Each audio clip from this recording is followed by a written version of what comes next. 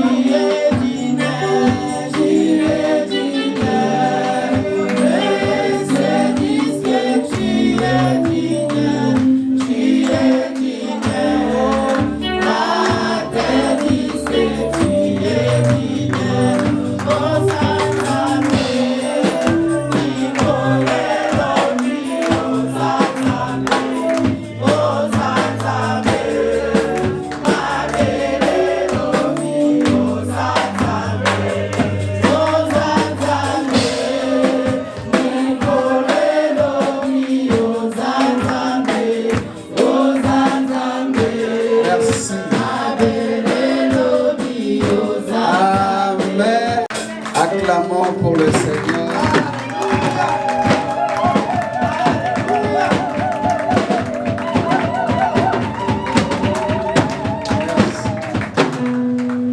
Lisons 1 Corinthiens chapitre 15, versets 54 à 57.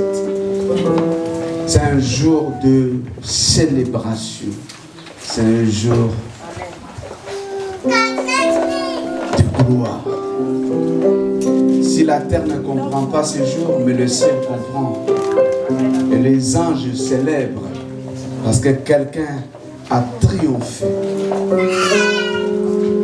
Je vais prêcher ce matin sur le triomphe de la vie sur la mort. La vie a triomphé sur la mort. Mais quelle vie qui a triomphé sur la mort? Ce n'est pas n'importe quelle vie. Merci. Merci beaucoup. 1 Corinthiens chapitre 15, verset 54 jusqu'au verset 57. Vous êtes là, je crois. Amen. 1 Corinthiens.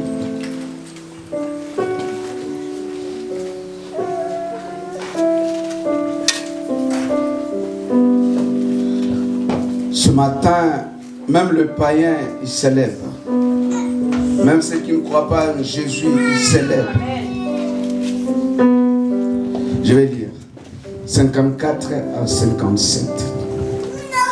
Ainsi, lorsque ce corruptible aura revêtu l'incorruptible, et ce mortel aura revêtu l'immortalité. Écoute-moi, ce corps, c'est un corps mortel, c'est un corps corruptible.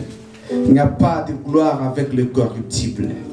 Il n'y a pas de gloire avec ce qui est mortel. Pour vivre la gloire, il faut revêtir ce qui est immortel. Mais laisse-moi dire à quelqu'un, l'immortalité, vous allez le revêtir. Parce que vous êtes en Christ. Amen. Alors sera arrivé à être accompli, c'est dire qui est écrit, la mort est engloutie dans la victoire. Ô mort, où est ton aiguillon? Ô tombe, où est ta victoire?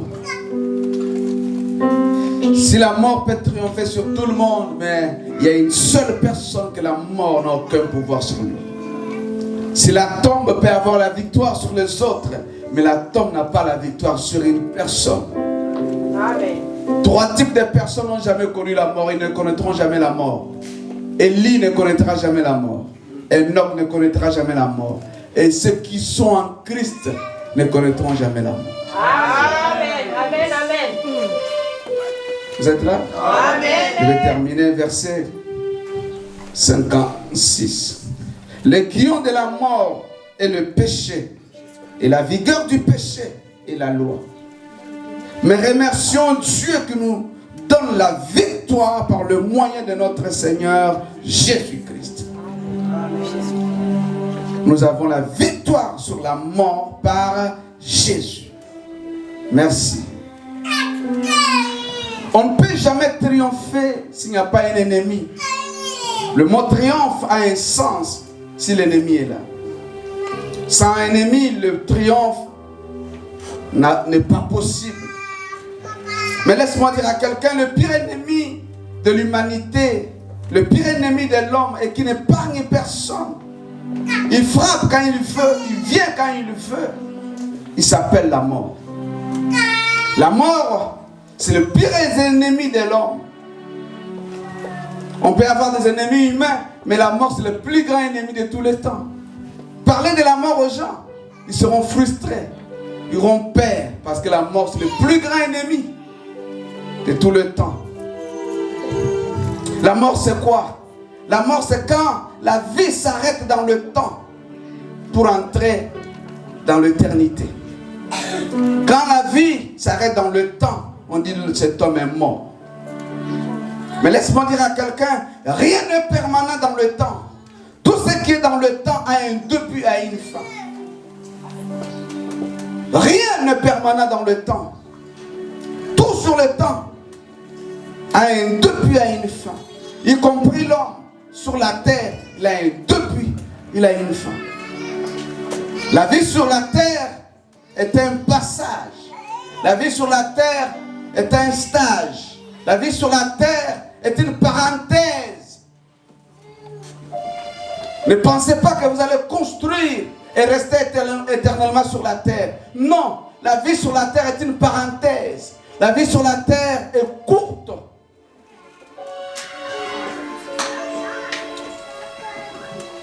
La vie sur la terre est courte. La vie sur la terre est fragile. La vie sur la terre a une durée très courte, mais a des conséquences éternelles. Ta vie sur la terre est courte, mais les conséquences de ta vie sur la terre ont des conséquences éternelles. La vie de l'homme sur la terre, Dieu lui a fixé des limites que l'homme ne pourra jamais franchir. Pour certains, sur la terre, leur limite était des heures. Ils ont fait que 3 heures, sont partis. D'autres sur la terre, ils ont fait 2 années. D'autres semaines. D'autres 2 mois. Pour savoir que la vie sur la terre a un début, a une fin. Ne vivez pas la vie sur la terre comme si la terre était une éternité.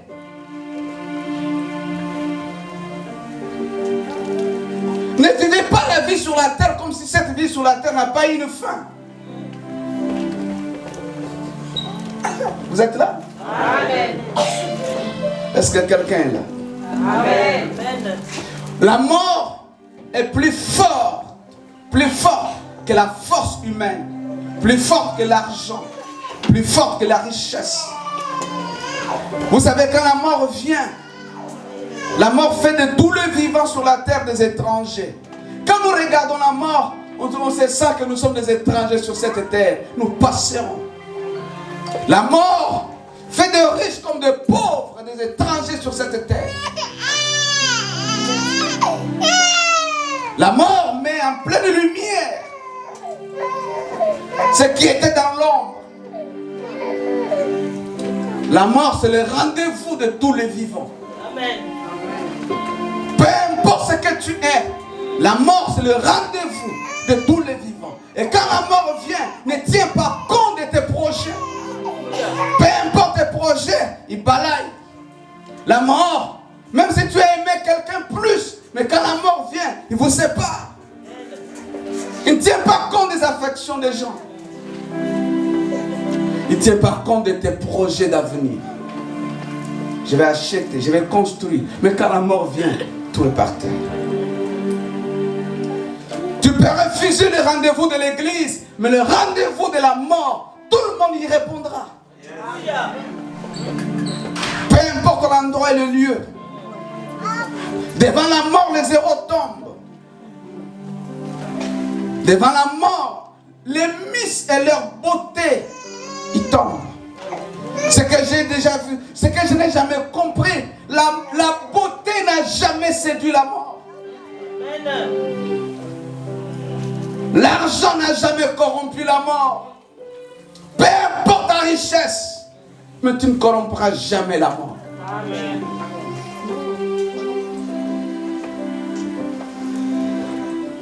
Vous êtes là? Amen. Les forts, malgré leur force, devant la mort, ils se dessèchent. Ils sont comme l'argile. La mort, c'est le monde des oubliés. Quand tu es mort, on t'oublie. C'est comme une verre cassée, on jette à la poubelle, on oublie. Et quand on meurt, c'est comme ça. Les gens ne penseront plus à toi. C'est comme tu n'as jamais existé, mais tu as existé. Mais la mort te balaye.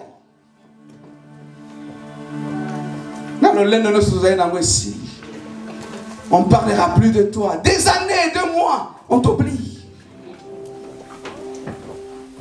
Le jour de la mort, oui, parce qu'on voit encore 2 ans, 3 mois, une après, tu es oublié, effacé, comme quelque chose qu'on a jeté à la poubelle. On ne se souvient plus. À quoi faire? Pourquoi l'orgueil? Pourquoi faire de l'orgueil? La vie n'a aucun sens, car la mort est plus forte que la force de l'homme. Vous êtes là? Amen. La mort révèle l'impuissance des hommes. La mort révèle que l'homme adamique n'a pas de force. La vie d'Adam a un début et une fin. La vie que le premier Adam est limitée. Là, devant la mort, les civilisations n'ont aucune force. L'évolution de la technologie ne peut rien. Devant la mort, les fortunés ne peuvent rien. Si la mort pouvait être corrompue ou achetée, la mort allait être pour que les pauvres, et malheureusement, et les riches et les pauvres, amen, devant la mort, ils sont nuls, ils sont tous égaux. On t'enterre sur la terre comme tout le monde. La mort, c'est le chemin vers une autre vie. La mort n'est pas la fin, mais la mort, c'est le chemin vers une autre vie. C'est le pays sans retour. Vous êtes là? Amen. J'ai dit, la mort n'excuse jamais. La mort n'excuse jamais. Elle réduit à néant les projets des hommes orgueilleux. Il met fin à l'orgueil de l'homme. Job 14, verset 1 dit, tout celui qui est né de la femme, sa vie est courte et agitée par la souffrance. Amen. Job 14, 1. Tout celui qui est né de la femme, sa vie est courte, limitée, mais pleine d'agitation, pleine de souffrance. Quelle que soit votre position dans la société, quelle que soit la haine qui est dans ton cœur contre ton frère, la mort viendra. Quel que soit le degré de ta méchanceté, tu ne vas pas fuir la mort. Vous savez, celui qui détient le pouvoir de la mort, si la mort, sur la terre, il y avait quelqu'un qui avait le pouvoir de la mort, tout le monde allait être son esclave.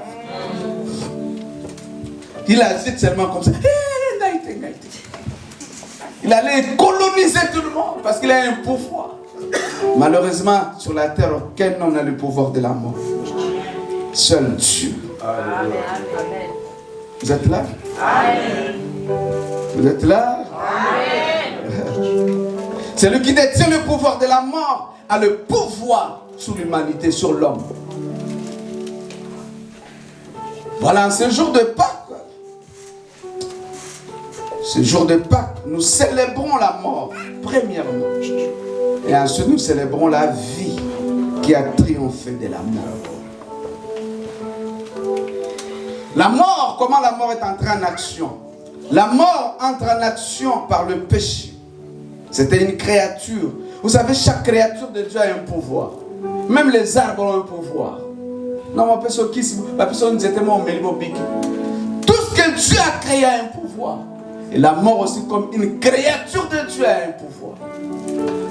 Mais le pouvoir de la mort s'est manifesté à cause du péché. Vous êtes là? Amen. Genèse 3. C'est par la conversation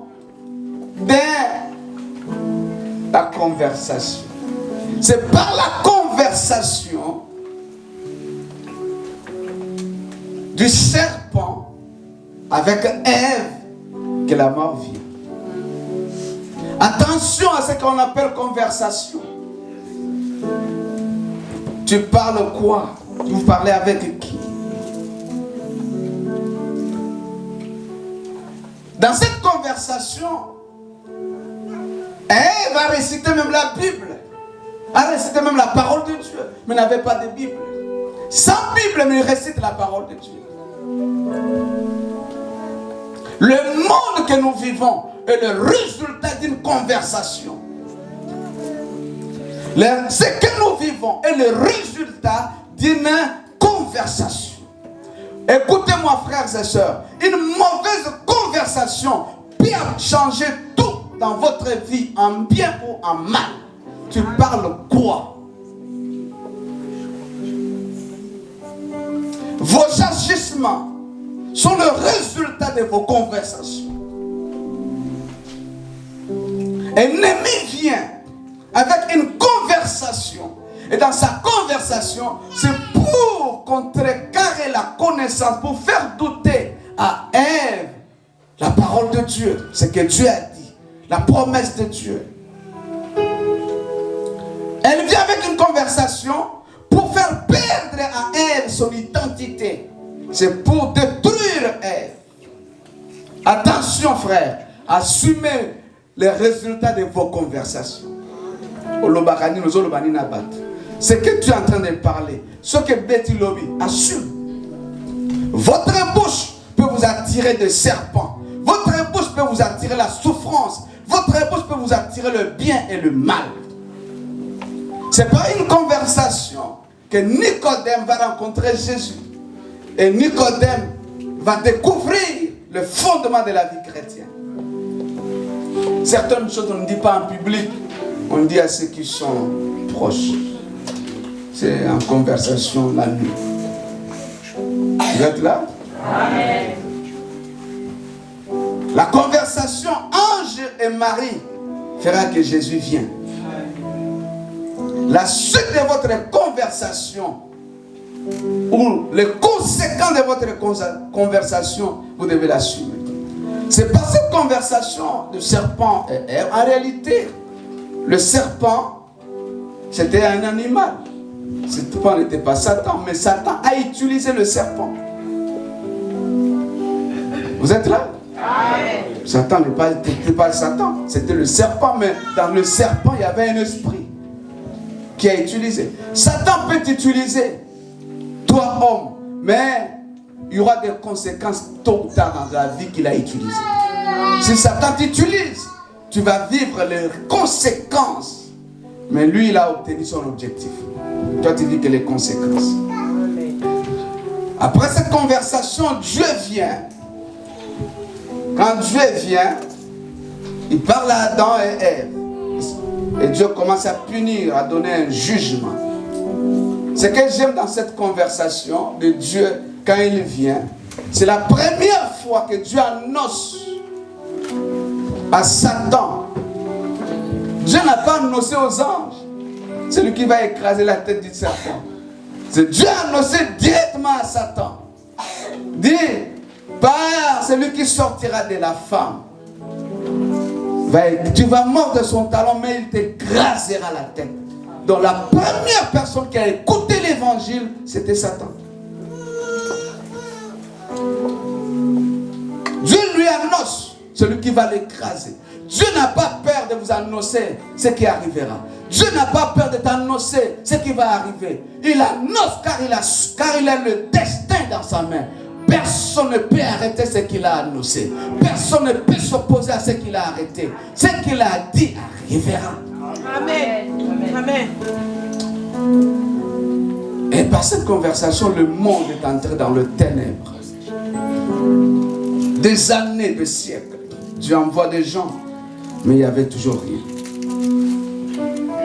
Mais un jour, Dieu décide par Abraham, Dieu dit, de toi sortira quelqu'un qui va sauver l'humanité. Vous êtes là? Amen. Je ne veux pas aller trop loin là. Les enfants d'Israël, ils partent en Égypte, en captivité. Maintenant, pour sortir, Dieu rencontrait Moïse. C'est Exode 12. Dieu rencontrait Moïse. Lorsque Dieu rencontrait Moïse, Exode 2, Exode 1, là-bas, mais Exode 12, Dieu donne à Moïse des choses à faire. Ça c'est beau. Vous êtes là? On peut lire ça, Exode 12. Moïse arrive. Écoutez, avant de lire ça. Moïse reçoit la mission d'arriver en Égypte. Vous êtes là? Lorsqu'il arrive, il rencontre Pharaon. Vous savez, les magiciens, ils ont multiplié, ils ont fait des choses que Moïse a fait. Vous les savez? Qu'est-ce que les magiciens ont fait? Hein? Serpent, encore quoi? Ils ont transformé de l'eau aussi en sang. Quoi encore?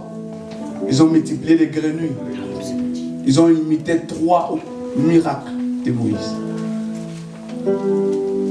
Donc, pour te dire ceci, l'ennemi peut imiter, mais ce n'est pas Dieu.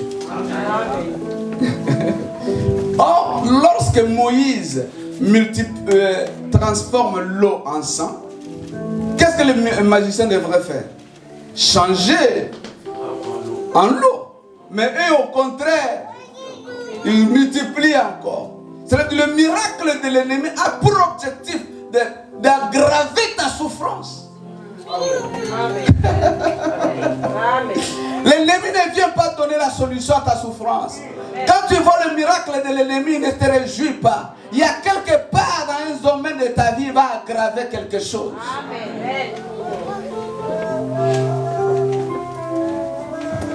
Il multiplie, Moïse monte les grenouilles partout. Et il multiplie encore des grenouilles. On a besoin que les grenouilles disparaissent. Mais toi tu multiplies encore. Tu aggraves la situation du peuple. C'est ça l'ennemi. Vous allez célébrer. Il nous a fait des miracles. Mais quelque part il aggrave quelque chose dans ton... Amen. Est-ce qu'on peut lire Exode 12. Exode 12.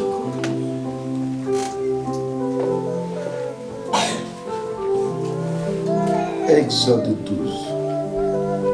Exode 12. Vous êtes là? Amen. La Bible dit ceci. Et le Seigneur parla à Moïse et Aaron dans le pays d'Égypte, disant, ce mois sera pour vous le commencement du mois. Il sera pour vous le premier mois de l'année. Wow. C'est au mois d'avril. C'était presque au mois d'avril, Dieu dit, c'est votre janvier. Wow. Parce que quelqu'un est mort. Un agneau va mourir. À partir d'aujourd'hui, votre calendrier change. Écoute-moi, un chrétien. Tu ne dépends pas du calendrier de ce monde. Ta vie dépend du calendrier de Dieu. Ne regarde pas le calendrier des hommes. Ta bénédiction ne dépend pas du calendrier des hommes. Mon Dieu, ta bénédiction dépend du calendrier de Dieu. Tu peux regarder l'âge, tu peux regarder les circonstances, ne changeront rien. Si dans le calendrier de Dieu, ce n'est pas ton jour, rien ne passera. Ta vie dépend du calendrier de Dieu. Je suis venu annoncer à quelqu'un, aujourd'hui c'est le nouveau jour pour toi. C'est un nouveau calendrier pour toi. Je ne sais pas si les gens me comprennent. Je parle encore à quelqu'un. Dieu dit aux enfants d'Israël, aujourd'hui c'est le premier mois de l'année. Tu commences l'année aujourd'hui. Tu commences une nouvelle saison aujourd'hui. Tu commences une nouvelle saison aujourd'hui. Ne regarde pas les années passées.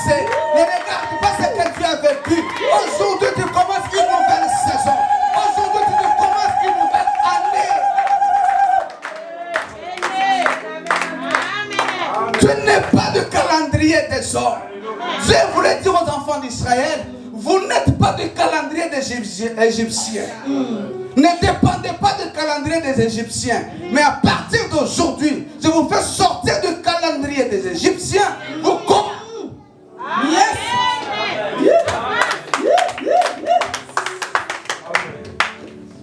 Est-ce que vous êtes là? Parlez à toute la congrégation d'Israël. Au 10e jour de ce mois, ils prendront chaque homme un agneau selon la maison de leur père. Un agneau par maison. Un agneau par maison. Et si la maisonnette est trop petite pour l'agneau, que lui et son voisin le plus proche de sa maison le prennent selon le nombre des âmes. Chaque homme comptera selon ce que chacun peut manger de l'agneau. Votre agneau sera sans défaut. Un mâle âgé d'1 an. Vous ne le prendrez d'entre les moutons ou d'entre les chèvres. Et vous garderez jusqu'au 14e jour de ce mois. Vous le prendre le 10e jour, vous le gardez 4 jours. Pour que ça fasse combien? 14. Il y avait un agneau, on l'a pris au 10e jour, on l'a examiné par 4 personnes. Les 4. Il s'appelle Jésus. Il fallait qu'il soit examiné par Caïphe, soit examiné par Anne, c'est ça qui symbolise 4 jours. Soit examiné par Pilate pour que lui trouve qu'il est sans défaut. Je n'ai rien trouvé de mal à lui. Au 14e jour. À ce jour, au 14e jour, c'est ça que je vous parlais pendant le jeûne et prière. Les enfants d'Israël devraient tourner combien de fois? 7 fois, non. 14 fois. Ah oui. 7 jours. Et le 7e jour, 7 fois. Qui fera 14. Donc le mur doit tomber 14e fois. Or ici, l'agneau aussi doit être tué au 14e jour. Amen. Amen. Amen. Amen. Vous êtes là? Amen. Et vous les garderez jusqu'au 14e jour, au 14e jour de ce mois, et toute l'assemblée et la congrégation d'Israël les tuera dans la soirée. Et ils prendront le sang et s'appliqueront sur les 2 poteaux. Waouh! Et sur les linteaux de la porte des maisons dans lesquelles ils les mangeront. Aujourd'hui, nous allons manger un agneau. Mon Dieu, mais nous n'allons pas mettre... Il ne faut pas seulement laisser le sang au poteau. Nous allons aussi manger le sang. Ils devraient manger le sang. Ils devraient manger la viande, l'agneau et le sang sur le poteau. C'est très significatif. Pour dire, la maison, c'est l'image de la vie. Si tu as mangé réellement l'agneau, cela veut dire qu'on doit voir la vie de ce que tu as mangé à l'extérieur. Amen. Si tu es chrétien, réellement Jésus est en toi, la parole est en toi, tu as mangé Jésus, il faut que les voisins voient la vie de Jésus à l'extérieur de ta vie. Qu'est-ce qu'ils remarquent? Est-ce que tes voisins voient la vie? Par ton comportement, est-ce qu'on voit la vie de ce qui est en toi? Si réellement tu as mangé, mais où est la vie de ce que tu as mangé? Amen, amen.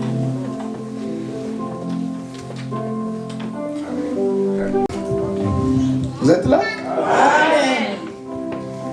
Et ils mangeront la chair cette nuit-là. Et la mangeront rôtie au feu, avec du pain sans levain et avec des herbes amères. Vous ne les mangerez pas crus, ni bouillis dans l'eau, mais rôtis au feu. Pourquoi au feu? Parce que le feu, c'est l'image du jugement. Sa tête avec ses pattes et ses organes. Vous n'en laisserez rien jusqu'au matin. Il faut manger ça jusqu'au matin. Et ce qui en restera jusqu'au matin, vous le brûlerez au feu.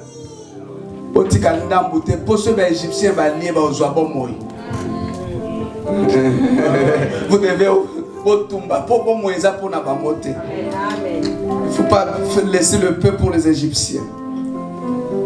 Le verset, nous sommes au 4e verset. 11. Et vous le mangerez ainsi, ayant vos reins sains, vos souliers à vos pieds. Où on ne mange pas pieds nus. Votre bâton à la main droite, dans votre main. Il veut nous dire ici, c'est l'attitude. Quand vous mangez l'agneau, vous devez avoir l'attitude que nous sommes des étrangers. Nous devons partir. On n'est plus des Égyptiens. L'Égypte n'a plus un pouvoir sur nous. On ne peut plus rester en Égypte. On doit partir. C'est-à-dire que quand tu manges l'agneau, tu dois savoir que la terre n'est pas ton domaine permanent. Tu dois partir. Donc tu dois avoir l'attitude dans ta tête. Je suis étranger en Égypte. Je suis étranger au monde. Quand je mange l'agneau, il y a quelque part qui m'attend. Je ne suis plus d'ici. Donc quand tu manges, il n'y a pas de tu es pieds nus, là tu es à l'aise parce que tu es chez toi. Mais ici dit avec des chaussures pressées parce que je dois quitter. À la hâte, mamumbam, pourtant est comme la okenda. Frères et sœurs, la terre n'est pas un résident permanent. Nous allons quitter tôt ou tard. C'est la vérité. Vous êtes là? Et il appelle ça quoi? Il voulait manger à la hâte. C'est la Pâque du Seigneur. La Pâque c'est quoi alors? Non. La Pâque c'est cet animal. C'est cet animal qui meurt qu'on appelle la Pâque. La Pâque c'est l'animal qui meurt. Que vous mangez là. C'est là qu'on appelle Pâque. Pâque c'est la délivrance. Non, Pâque c'est d'abord l'animal que tu manges. Voilà pourquoi Paul nous dit dans le livre des Corinthiens, il nous dit quelque chose d'important. 1 Corinthiens 5 verset 7. Christ est notre Pâque. Christ est cet animal-là qui est notre Pâque. Pâque n'est pas seulement jour, mais le Pâque c'est une personne qu'on appelle Jésus. Vous êtes là? Amen. La Pâque c'est une bénédiction pour Israël. Si la Pâque, Israël va manger la Pâque, il va être sauvé. Mais pour les Égyptiens, ils ne connaissent pas la Pâque. Qu'est-ce qu'ils verront dans leur maison? C'est la mort. Donc si la Pâque pour nous c'est la vie, pour l'Égypte c'est un jugement. Vous qui me suivez de loin, qui ne connaissez pas Jésus, vous célébrez la Pâque, vous célébrez votre jugement sans Jésus. Si pour nous la Pâque est une délivrance, mais pour l'Égypte c'est la mort. Parce que cette nuit-là, tous les premiers nés de l'Égypte vont mourir. C'est un jugement pour l'Égypte, la vie pour Israël. Vous êtes là? Amen. La Pâque, c'est le début d'une nouvelle année pour Israël. Un nouveau calendrier pour eux. Elle est la manifestation de la puissance de Dieu qui libère de la mort. La Pâque vient pour que Israël soit libéré de la servitude. Pour qu'Israël soit puisse vivre la liberté. La Pâque pour Israël, c'est le retour à la maison. Parce que nous venons de Canaan, nous allons rentrer où? Canaan. Donc pour Israël, la Pâque, c'est le retour à la maison du Père. Par la mort de l'agneau, qui est la Pâque, nous sommes sortis de l'Égypte. Nous sommes libérés de la puissance du serpent. Parce que le symbole de la royauté du Pharaon, c'était le serpent. Mais qu'est-ce que la Pâque nous a? Donc la Pâque, c'est Jésus qui est mort à la croix. On l'appelle Pâque. Mais cette mort de Jésus nous a apporté quoi? Quelque chose de limité peut-être avant qu'on puisse y aller. Qu'est-ce que la Pâque ou la mort nous a apporté? Première chose, la mort de Jésus nous a délivrés de la rébellion contre Dieu. La Pâque, comme la mort, est venue nous délivrer, est venue résoudre les problèmes de la rébellion, de la désobéissance d'Adam, de la transgression de la loi qui attire les malédictions. La mort, la Pâque qui était à la croix, est venue nous réconcilier avec Dieu. Est venue chasser la condamnation et le jugement sur nous. La croix est la grande facture que Dieu a payée pour l'humanité. Mais pourquoi Jésus doit quitter l'éternité et venir dans le temps? Jésus est venu tout simplement pour mourir. Il n'est pas venu pour vivre. Il est venu avec un agenda de mourir. Jésus est né pour mourir, non pour guérir. Jésus n'est pas né pour se ressusciter Lazare. Il est né, son objectif c'était mourir. Il est la sémence qui doit mourir pour qu'il y ait plusieurs dans le royaume de Dieu. La gloire de Jésus, la gloire de l'histoire de Jésus, c'est sa mort. S'il ne meurt pas, rien ne vivra. Écoutez-moi, frères et sœurs, si dans ta vie rien ne meurt, rien ne vivra en toi. Amen. Vous savez pourquoi il n'y a pas de gloire de Dieu dans nos vies? Parce que rien ne meurt en nous. Il faut que ton orgueil meure. Il faut que la haine de ton cœur meure. Il faut que les compassions de la chair, les passions de la chair meurent. À chaque fois que quelque chose meurt en toi, il y a une vie qui naît. Donc si rien ne meurt, rien ne va naître. S'il n'y a rien ne meurt, il n'y aura pas la vie. Tu as la vie parce qu'il y a des choses qui meurent. Il faut bon maman tembele, il faut bon ma soso. Si quelque chose ne meurt pas, toi tu n'auras pas la vie. Donc il y a des choses qui doivent mourir en toi pour que la vie de Dieu se manifeste. Vous êtes là? Il faut que la vie du premier Adam meure. Il faut mourir pour vivre pour Dieu. Si la chair ne meurt pas, si les choses terrestres ne meurent pas, la gloire ne sera pas manifeste. Quand quelque chose est en train de mourir dans ta vie, cela veut dire que Dieu est en train d'opérer quelque chose de nouveau en toi. Amen. Vous êtes là? Amen. Votre dépendance aux hommes doit mourir pour que la gloire de Dieu vienne. Pas de gloire pour vous sans passer par la mort. Vous êtes là? Donc la croix est venue résoudre le problème de la chair, de la nature adamique, du péché. La croix est venue, comme je viens de le dire, pour que les fils, nous qui n'étions pas des enfants, nous devenons des fils pour retourner à la maison. La croix est venue pour résoudre les problèmes, nous réconcilier avec Dieu. La croix, c'était un suicide de Dieu. La croix, Dieu est venu mourir lui-même. On ne l'a pas assassiné. Jésus ne l'a pas assassiné. Il a dit, si c'est moi qui donne ma vie, je la reprends. C'est lui-même qui se donne. La croix, c'est le suicide de Dieu. Il s'est suicidé lui-même pour donner la vie aux hommes. Amen. Vous êtes là? Amen. La croix est un lieu de nouvelles choses, lieu de réconciliation, lieu de médiation. La croix, c'est le pont entre l'homme et Dieu qui était séparé. La croix est un lieu de restitution, lieu de justification. La croix, c'est là où Dieu nous aligne dans la divinité. Sans la croix, j'allais mourir dans le désert de mon péché. S'il y a plus grande chose qu'on peut dire, qu'on peut louer Jésus, ce n'est pas à cause du matériel. Ne loue pas Jésus parce que seulement il t'a donné la voiture. Mais la plus grande chose qu'on peut louer Jésus, c'est la croix. Jésus, merci pour la croix. Peu importe la maison, peu importe l'argent, mais ce qui peut nous pousser à louer Jésus, c'est la croix. Amen.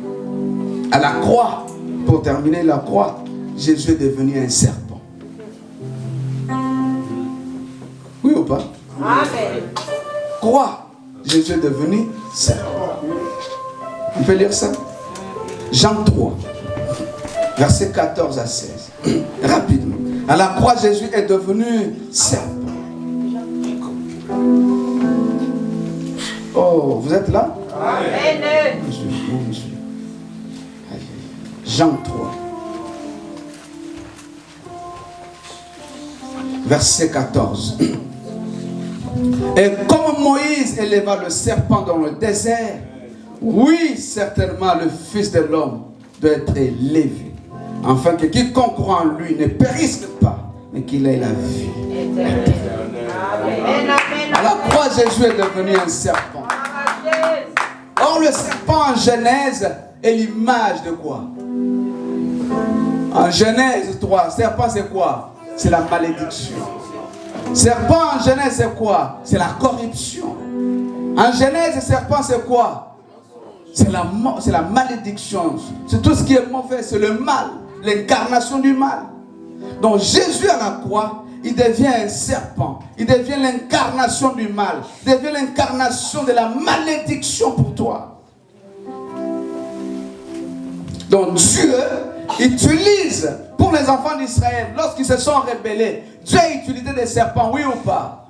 Mais pour guérir ce peuple qui était détruit par le serpent, qu'est-ce que Dieu a fait? Il a élevé un serpent. Donc Dieu prend les mêmes choses qu'ils vont détruire pour vous guérir. Amen. Il transforme Jésus en serpent qui a détruit Adam et Ève pour guérir Adam et Ève.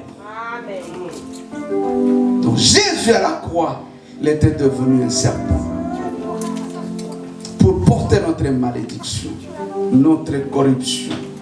Dieu est venu nous sauver avec la même chose qui nous a détruits. Mais la Bible dit, Jésus n'est pas mort. J'aimerais vous dire, Jésus est mort combien de fois? Jésus est mort combien de fois? La question n'est pas citée. Jésus est mort combien de fois? Jésus est mort combien de fois? 2 fois. Parce qu'il est mort à l'éternité. La Bible dit, l'agneau immolé avant la fondation du monde. Avant que le monde existe, il était déjà mort. Donc, Ayana Mokilora Mtese Akufa. Alungara Mta aussi, mais pour qui? Voici ma bomba est calme. Amen. Là, tout ça, autant pour laisser ma bliaï. Alors, ça va aussi, mais Jésus pas y a bon. C'est ma bomba est déjà la création. Et c'est la race Judas, ça me mangam. Amen. Lisons ça, Apocalypse 13, verset 8, rapidement. Apocalypse 13, 8. Quelqu'un peut nous dire rapidement? Rapidement. Apocalypse 13, 8. Oui.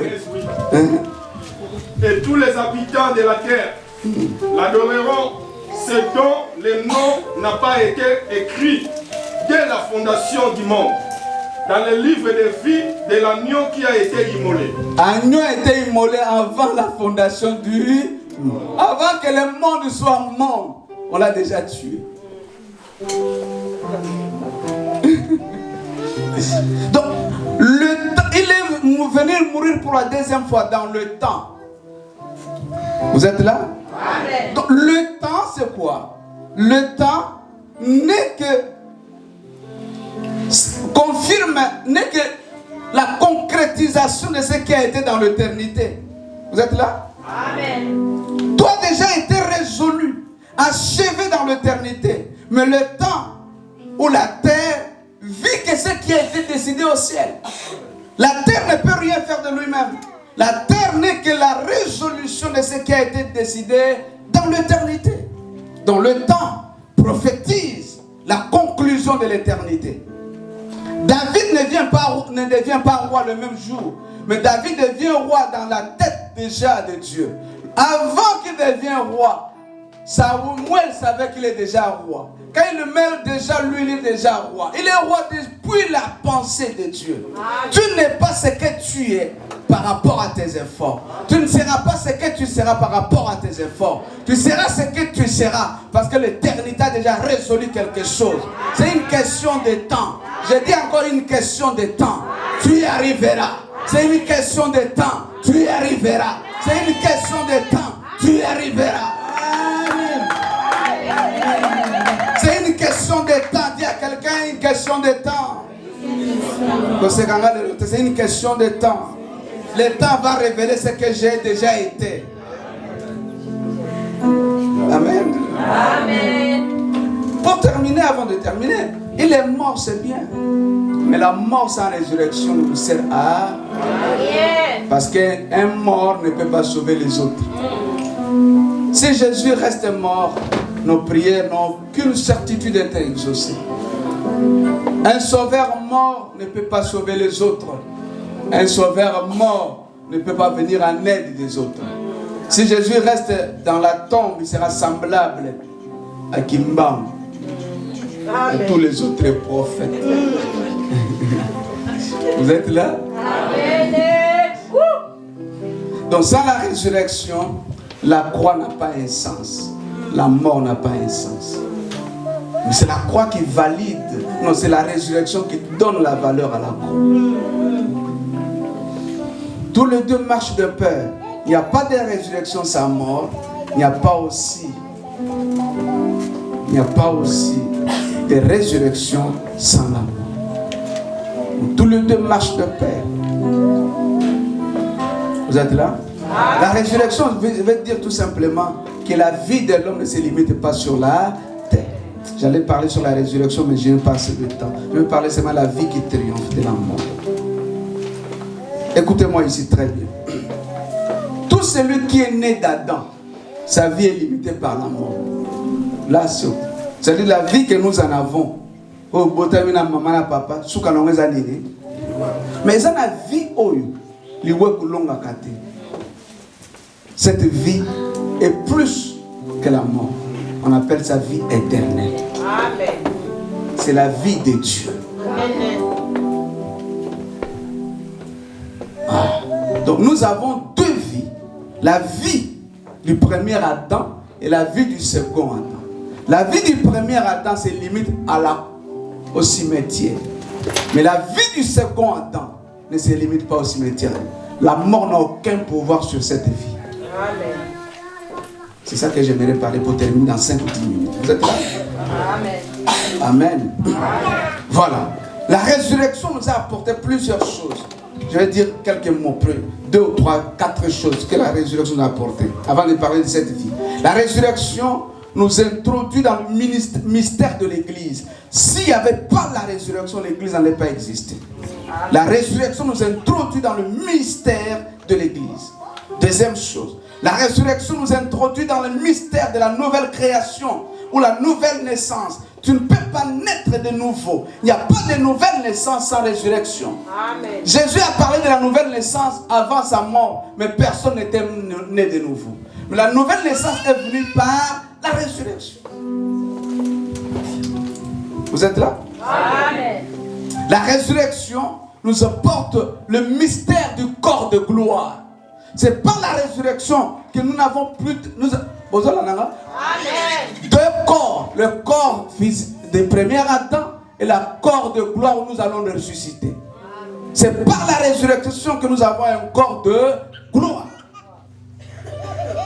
Le corps que nous en avons de Jésus est mort sur la croix. Jésus, aujourd'hui c'est Jésus de Nazareth, oui ou non? Il est Jésus de Nazareth, oui ou non?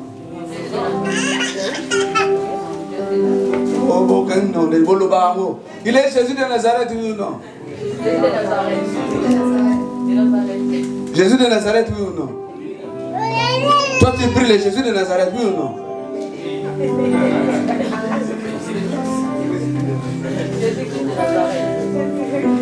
Il n'est plus Jésus de Nazareth. Le Jésus de Nazareth, c'est Jésus né de Marie. Son histoire est finie à la tombe. Mais celui qui est ressuscité n'a ni relation avec Marie. Amen. C'est un Jésus de gloire. Amen. En plus, quand on dit Jésus de Nazareth, les gens allaient injure. Parce que tout ce qui était contre Jésus, le souverain sacrificateur, il disait Jésus de Nazareth. C'était pour lui dire Nazareth, quelque chose de bon ne peut pas sortir là-bas. C'était quelque chose pas minimisé, pas humilié. Il n'est plus le Jésus de Nazareth, il est plus le Jésus de Marie. Il est le Jésus ressuscité. Il n'est plus le Jésus de la descendance de David. Il était descendant de David par rapport à la chair. Mais par rapport à l'esprit, il n'a rien à voir avec David. Amen. Amen. Amen. C'est l'heure. Ah, il me donne 2 minutes. Merci. Vous êtes là? Amen. Ah, la vie d'Adam, Dieu a donné des limites, soit 120 ans, soit 90 ans. Mais la vie en second Adam n'a pas de limite. N'a pas de limite. Voilà, je vais terminer par là. La vie qui triomphe de la mort, c'est celle qui est au-dessus du soleil. C'est la vie du second Adam. On appelle ça vie éternelle, qui est la nature de Dieu lui-même. C'est la vie que Dieu vit. C'est la vie qui est en Dieu. Cette vie ne peut être achetée. Cette vie, on ne peut pas l'accéder par l'effort humain. Mais cette vie est un don de Dieu. Il nous a donné par Jésus. Cette vie est le fruit de l'alliance. La vie éternelle, la vie qui triomphe, c'est le fruit de l'alliance. C'est le fruit de la foi en Christ. Cette vie, c'est la vie que la parole de Dieu nous donne. Cette vie triomphe de la mort. Cette vie de Dieu triomphe de la mort. Impossible à la mort de retenir cette vie. Celui qui a le Fils a la vie. Pourquoi? Parce que le Fils a la vie éternelle, a la vie qui triomphe de la mort. Amen. Frères et sœurs, Jésus est le roi qui vit sans fin. Il est la source de cette vie de qualité supérieure.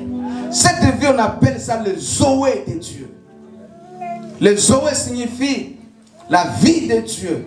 Le Zoé signifie commander la vie. Le Zoé signifie la présence du Zoé produit la vie en abondance, produit la bénédiction. Frère, si tu as la vie de Dieu en toi, cette vie dépasse les frontières, dépasse les limites. Parce que cette vie doit apporter des choses à l'espace exalté. La parole de Dieu est la nourriture de cette vie. La parole de Dieu est la source de cette vie. Vous devez plus chercher la vie de Dieu qui triomphe de la mort. C'est la qualité de vie de Dieu que nous appelons le Zoé. Que nous appelons la vie qui triomphe de la mort. Voilà pourquoi Paul dit, le livre que nous on a lu au début, de 1 Corinthiens. Et puis gloire à Dieu parce que Jésus a triomphé de la mort. Oh mort, où est ta force? Parce que la mort ne peut pas retenir la vie de Dieu. La mort ne peut pas devant cette vie. Si la mort peut retenir les créatures, mais la mort n'a aucun pouvoir sur les créateurs. Amen. Au 3e jour, Jésus a prouvé à la mort, tu es une créature, je suis créateur. Amen. Est-ce qu'on peut l'acclamer? Amen.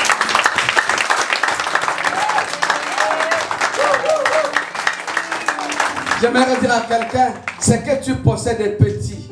Mais la vie de Dieu en toi va produire des choses en abondance. Amen. Voilà pourquoi il dit Jean chapitre 10 à 11, il dit, le voleur vient que pour...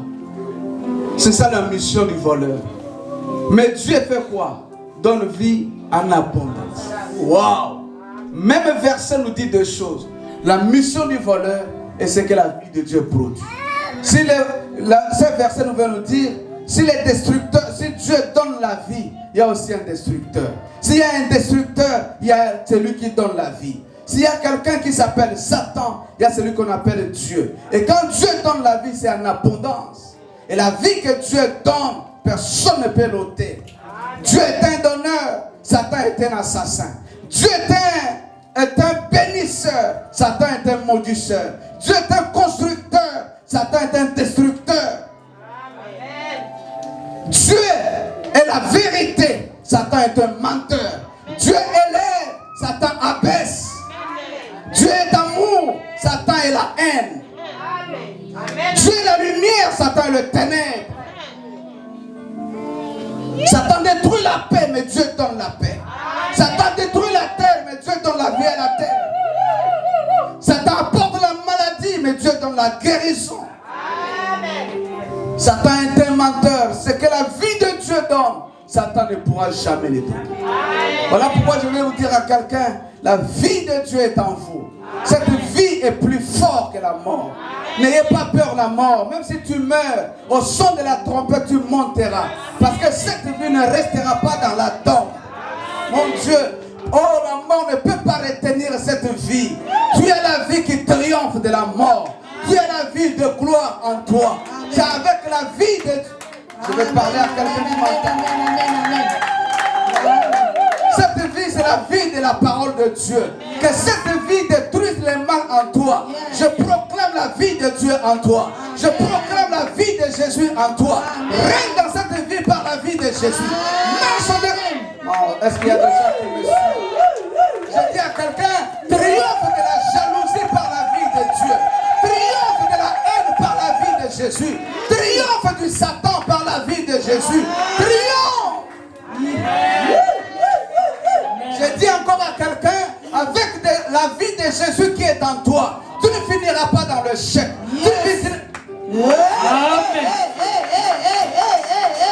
La vie de Jésus est une vie en abondance. Cette vie en toi est plus forte que la mort. Cette vie en toi est plus forte que la sécheresse. Cette vie en toi est plus forte que les démons. Cette vie en toi est plus forte, est plus forte. Wow. La vie de Jésus est plus forte que l'échec, plus forte que la sorcellerie, plus forte. La sorcellerie ne peut pas vaincre la vie de Jésus en toi. La sorcellerie est tout comme le vie à Jésus Katinayote. Tu n'es plus de ce camp-là. Si les autres peuvent tomber par la maladie, tu ne tomberas pas. Si les autres peuvent être ensorcelés, toi tu... Mon Dieu, je parle à quelqu'un. La vie de Jésus est en... Ah, aide-moi à dire à quelqu'un, j'ai la vie de Jésus. J'ai la vie de Jésus. Ah, aide-moi encore dire à quelqu'un, j'ai la vie de Jésus. J'ai la vie de Jésus. La parole de Dieu en toi, c'est la vie de Jésus. Le Saint-Esprit en toi, c'est la vie de Jésus. Cette vie triomphe de la mort. Cette vie triomphe de l'échec. Reçois cette vie. Si tu es malade, reçois cette vie. Je prophétise, reçois cette vie. Je prophétise, reçois cette vie. Amen. Là où tu te sens un peu incapable, marche par cette vie. Amen. Miracle quand la vie à Jésus. Le mur ne peut pas retenir la vie de Jésus. Amen. La vie ressuscitée perce le mur. C'est la vie de Jésus. C'est cette vie qu'il nous a donnée. Une vie qui triomphe de la sorcellerie, de la malédiction. On peut maudire le premier Adam, mais le second Adam ne le maudit pas. On peut ensorceler le premier Adam, le second Adam ne peut pas l'ensorceler. Tu as la vie du Seigneur.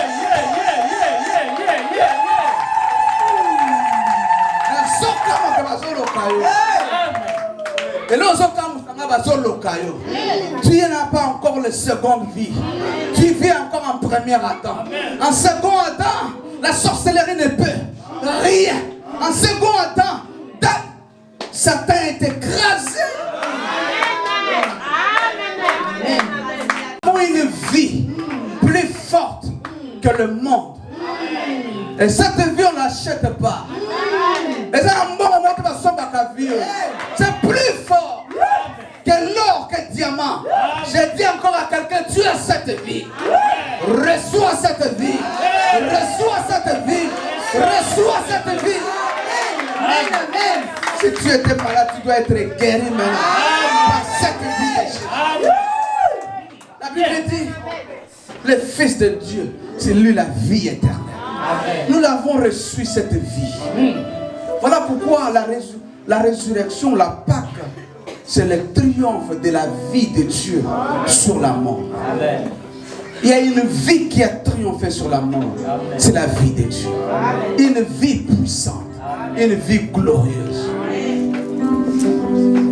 Avant d'aller au ciel, nous devons expérimenter d'abord cette vie-là sur la terre. Amen. Cette vie, on ne la vit pas qu'au ciel. On doit d'abord la vivre ici. Vous savez, il y a des chrétiens qui ne comprennent pas. Quand tu marches, on voit une vie différente des autres. Une vie qui brille. Voilà pourquoi la vie de Dieu, c'est la lumière dans le ténèbre. Quand tu... Mon Dieu.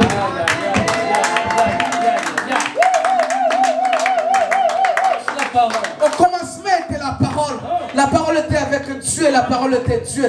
Et cette parole est devenue vie. La vie que nous parlons, c'est la vie de la parole. Cette vie de Dieu commande aux animaux. Si tu as la vie de Dieu, commande à la maladie. Tu peux commander à la créature. Commande aux choses. Ce qui me plaît dans la Bible, si la mort ne peut pas écouter la voix de l'homme, mais la mort écoute la voix de son créateur. Je peux dire que les morts entendent. Parce que ce jour-là, dans levant la tombe de Lazare, ce qui va oui va yokakate, Lazare a l'engaka yokate. Et là, on dit ça va oui va yokaka. Ouais, bah oui va yokaka. Mais va yokaka mingongo va batute. Parce que va toi semblable na ba.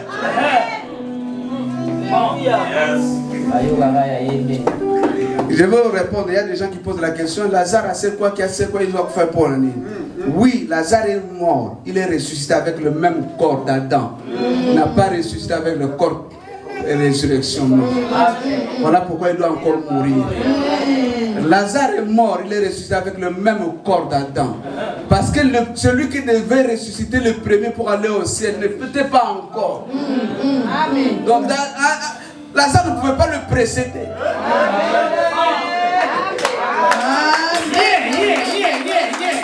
Il devrait mourir et ressusciter avec le même corps d'Adam. Et ils vont encore mourir. Parce que c'est lui qui doit ressusciter, recevoir le corps incorruptible. Il était unique. C'est Jésus. Amen. Si Lazare était ressuscité avec un corps incorruptible, il n'allait plus mourir. Il allait partir où? Sur la terre, impossible. Parce que ce corps incorruptible ne vit pas sur la terre.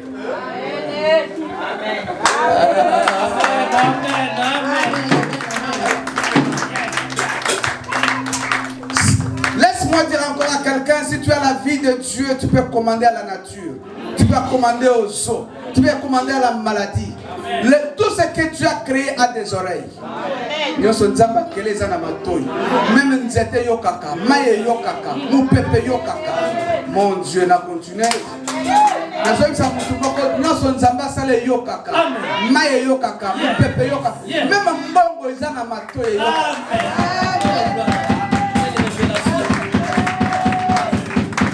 Tout ce que Dieu a créé a des oreilles. Mais il n'écoute pas n'importe quoi. Il n'écoute pas tous les hommes. Il n'écoute pas la voix des hommes.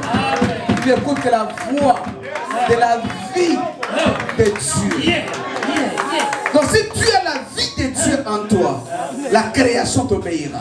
Si tu as la vie qui a triomphé de la mort en toi, tu vas commander aux choses et les choses t'obéiront.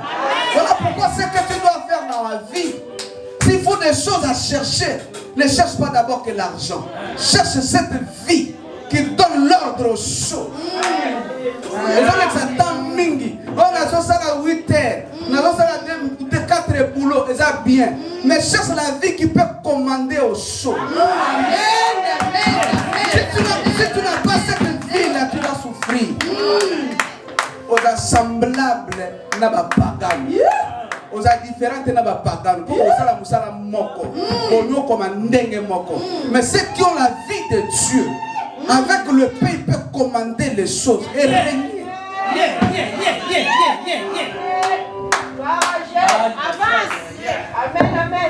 Voilà pourquoi l'Église souffre parce qu'ils n'ont pas compris qu'ils nous ont une vie qui peut commander aux choses. Jésus a dit au vent, il a commandé au vent, le vent a entendu. Parce qu'il avait la vie qui peut commander. Oh. Aujourd'hui, je ne prie pour personne, mais je crois que cette vie est en toi. Je dis, cette vie est en toi. Si tu t'élèves, commande à quelque chose. Que tu sens en toi, tu peux commander à quelque quelque chose dans ta vie. Amen. Commande à l'argent, commande à la nature, Amen. commande à quelque chose, à la mort, il va t'obéir. Parce que cette vie est en toi. Amen. Lève-nous pour prier 5 minutes ou 2 minutes.